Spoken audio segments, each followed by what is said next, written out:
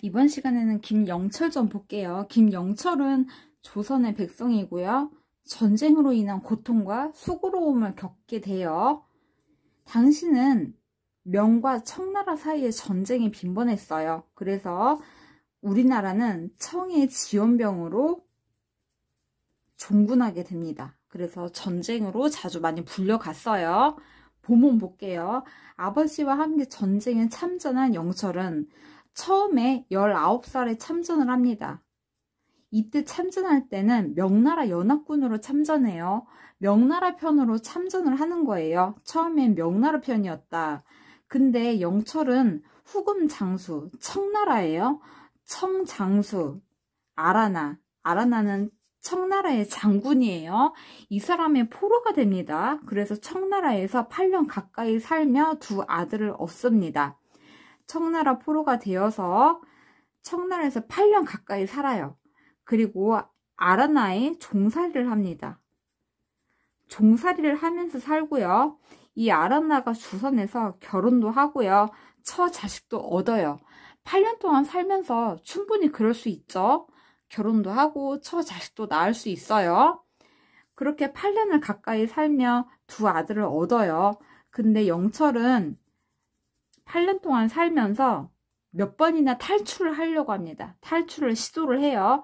그러다가 실패하고 또 탈출하려다 실패하고 결국엔 성공을 합니다. 그래서 청의 아들들을 두고 명나라 둥주로 탈출을 합니다. 도망친다. 그리고 명나라에서 6년을 지냅니다. 6년을 지내면서 다시 또 결혼을 하고요. 두 아들을 얻어요. 6년 동안 충분히 결혼도 할 수 있고 아들도 얻을 수 있어요. 그래서 이제 정리해보면 청의 처자식 아들 2명, 명의 처자식 아들 2명 이렇게 있는 거예요. 그러다가 영철은 고향 사람을 만나 그의 도움을 얻어 간신히 조선으로 돌아옵니다. 이때 돌아올 때 혼자 돌아와요. 혼자 돌아오고요. 14년 만에 돌아오는 거예요. 청나라에서 8년, 명나라에서 6년 보냈으니까 14년 만에 조선으로 드디어 돌아와요. 고향에서 조선에서 다시 가정을 꾸린 영철은 새로 또 결혼을 하고요. 아들을 4명을 낳습니다.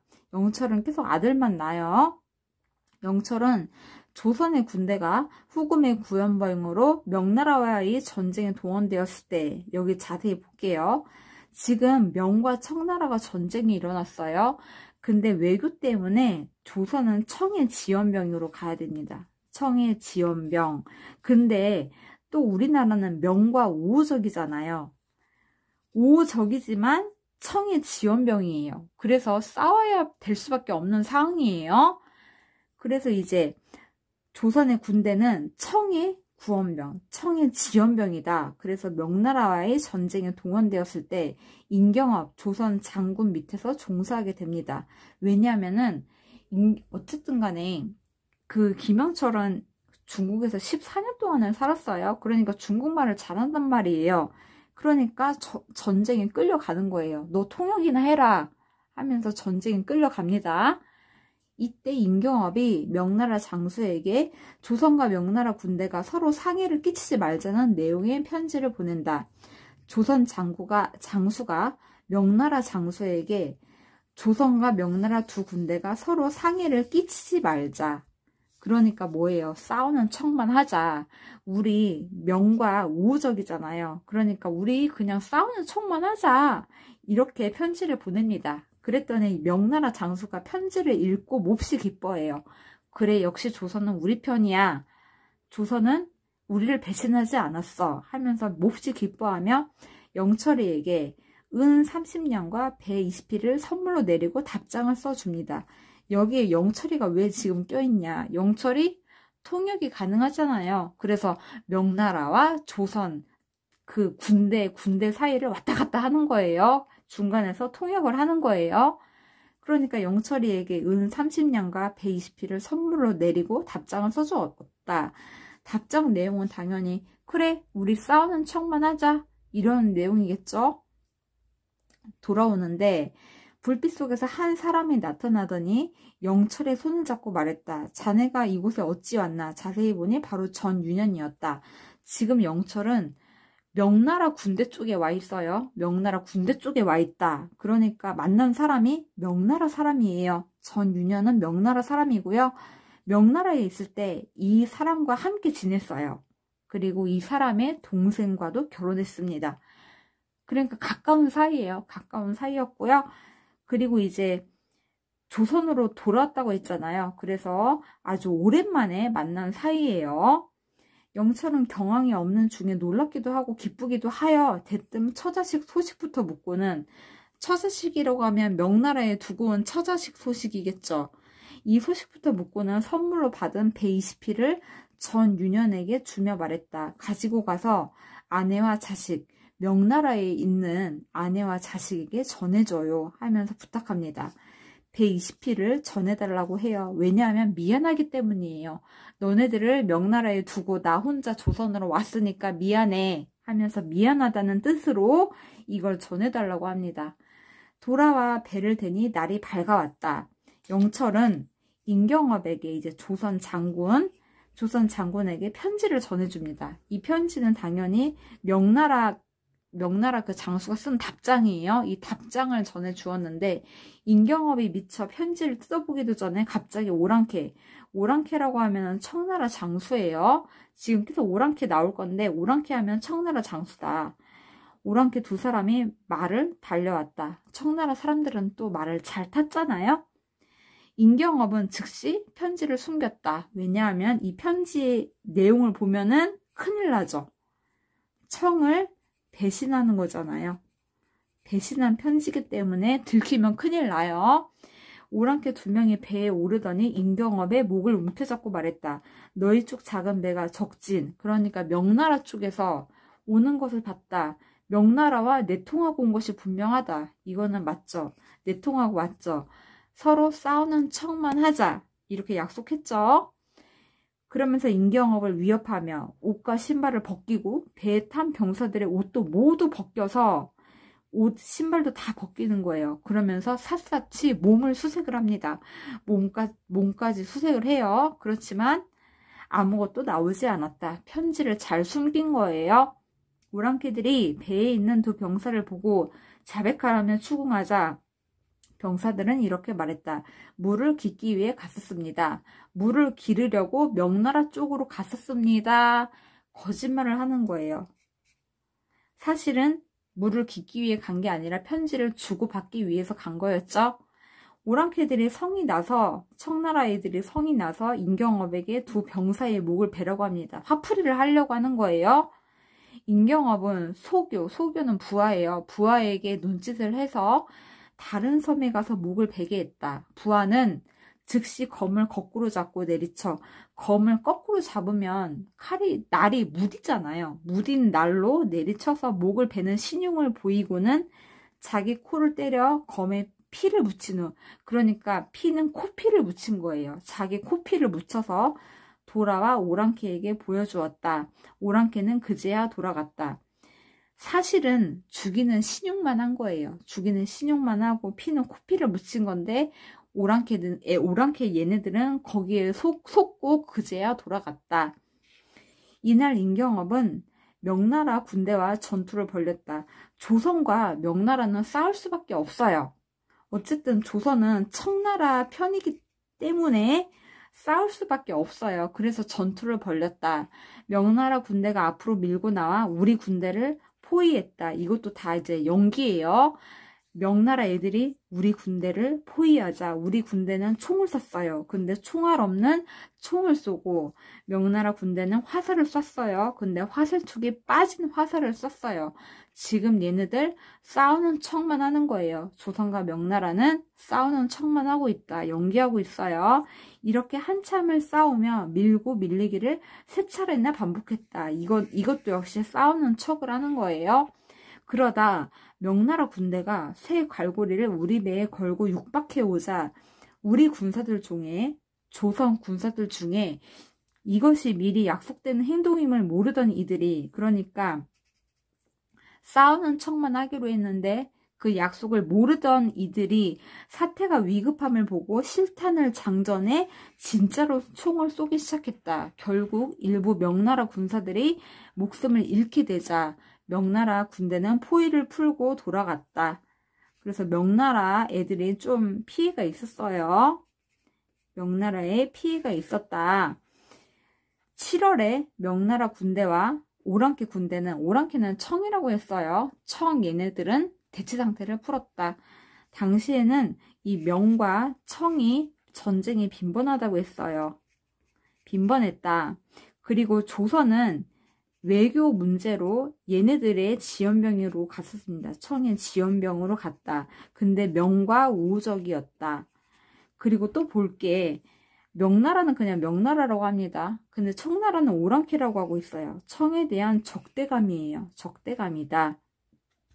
어쨌든 얘네가 명과 청이 대치 상태를 풀었다. 오랑캐는 다시 임경업으로 하여금 정예병을 선발하여 굶주러 가서 겨울을 지내고 조선으로 돌아가게 했다.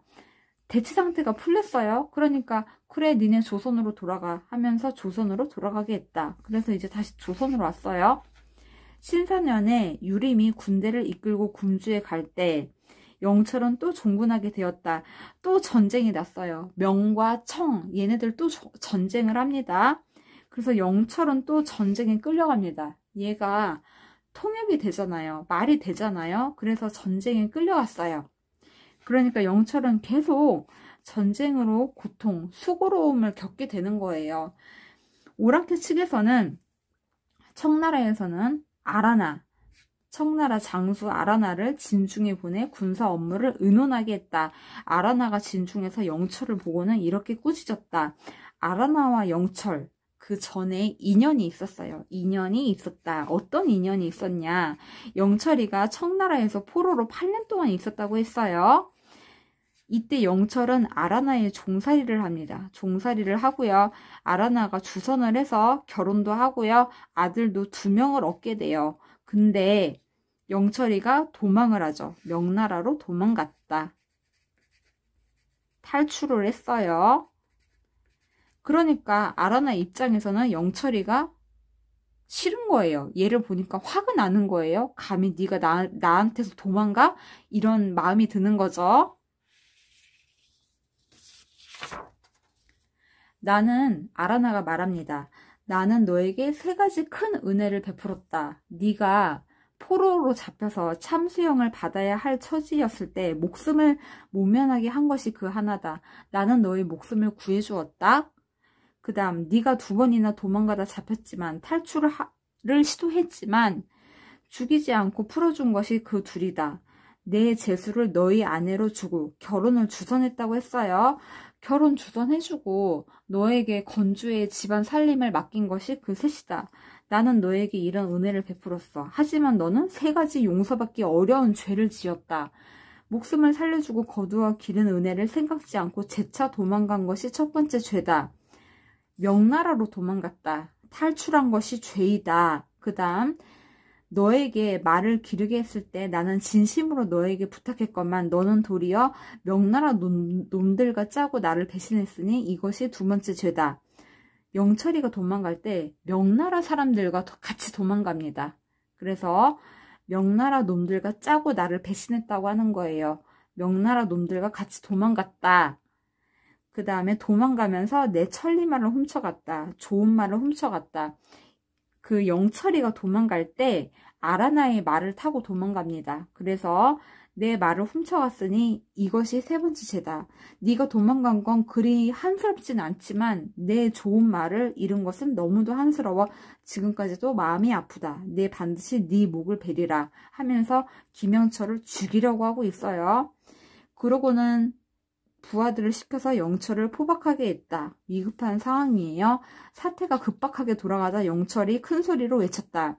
말을 훔쳐 달아난 죄는 제게 있지 않습니다. 그건 명나라 놈들이 한 짓입니다. 명나라 애들이 훔친 것이다. 같이 도망갔었던 명나라 애들이 훔친 것이다. 당시에 그 놈들의 계획을 따르지 않았다면 그 9명이 명나라 애들이 저를 죽이는 건 손바닥을 뒤집는 것처럼 쉬운 일이었습니다. 그러니까 어쩔 수 없었다고 얘기하고 있어요. 주공께서는 사정을 잘 헤아려 주십시오. 아라나는 영철의 말을 듣지 않았다. 소용이 없었어요. 유림이 아라나를 달래며 말했다. 영철이 죄를 짓긴 했습니다만, 그래, 영철이 죄를 지었다. 명나라로 탈출을 했고 또 말을 훔쳤다. 그런 죄를 짓긴 했습니다만, 공께서 예전에 살려주셨으면서 지금 죽인다면은 끝까지 덕을 베풀지 못하시는 게 되고 맙니다. 지금 죽이면 덕이 사라지는 것이다. 제가 영철의 죄에 대한 대가를 후히 치르고자 하니 은덕을 온전히 하시기 바랍니다. 여기 대가를 후하게 치른다고 했죠. 그러면서 간은 입담배 200근을 죗값으로 치릅니다. 후하게 간은 입담배 200근을 아라나에게 바치는 거예요. 그러면서 영철은 목숨을 구합니다.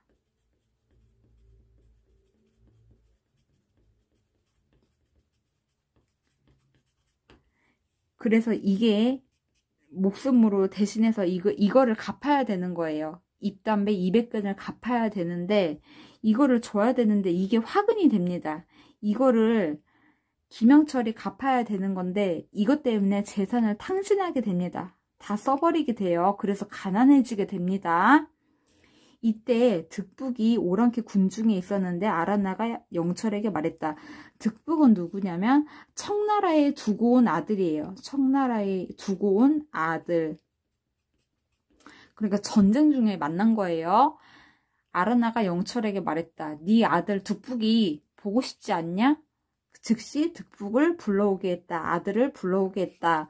부자가 마주보고 눈물을 흘리니 그동안 만나지 못했어요. 왜냐면은 아들은 청나라에 있었고요. 영철은 명나라에 갔다가 조선으로 왔잖아요. 그래서 아주 오래간만에 만나게 된 거예요. 그 전쟁 때문에 청나라의 그 편에 있기 때문에 만나게 된 거예요. 그래서 만나보고 눈물을 흘리니 진중에서 이 광경을 본 모든 이들이 슬퍼하며 한숨을 내쉬었다. 이로부터 득북 아들이 매일 술, 밥, 반찬, 과일을 차려와 아버지를 대접했다. 영철을 대접했다. 영철은 귀한 과일은 유림, 상사에게 먼저 올리고 물러나와 여러 사람들과 함께 음식을 먹었다. 이때 오랑캐 청나라 애들이 금주를 포위했다. 지금 또 이제 청과 명이 전쟁을 합니다. 명나라에서는 10만 군사를 구원병으로 보내 청나라와 싸움을 벌였으나 대패하고 말았다. 명나라 애들이 패배했어요. 청이 이겼다. 청이 대세인 거예요. 그러니까 유림은 영철을 홍타이시에게 보내 축하 인사를 하게 했다. 왜 영철을 보냈을까요? 영철이가 14년 동안 중국에서 살았잖아요. 그러니까 말을 잘해요. 중국말을 잘 하니까 영철을 보내 축하 인사를 하겠다. 다음 중략이고요. 영철이 이제 말년이 나옵니다. 영철은 조선에서 의상, 득상, 득발, 기발 4아들을 두었어요.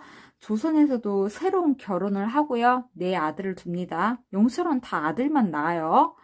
근데 자신이 종군하며 전쟁에 참여하면서 겪은 고통을 늘 생각하며 자식들이 같은 고통을 겪을까 두려워했다.